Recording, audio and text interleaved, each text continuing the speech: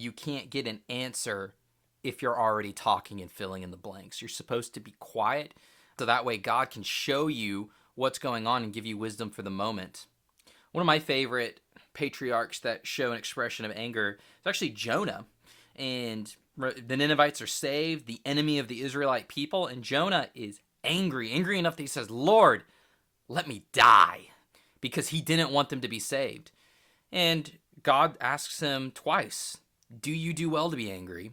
Jonah's at least smart enough the first time not to answer, but the second time he says yes. And God very patiently and gracefully responds by giving him an object lesson and reminds Jonah there's 600,000 people in Nineveh who don't know their left hand from their right hand. And Habakkuk is another great example where he says, Lord, how long are you going to let the wicked oppress the righteous? And God's answer is, none of you are righteous.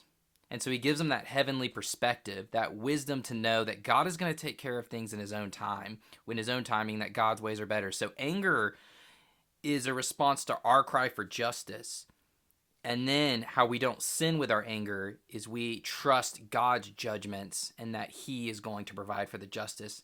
And it's easy to say, it's hard to do, to trust God so much when you're angry that you pray about it and say, Lord, I trust that your justice is fair, that your rulings are right, and I'm not going to make this happen in my own power. Well, that's all for today.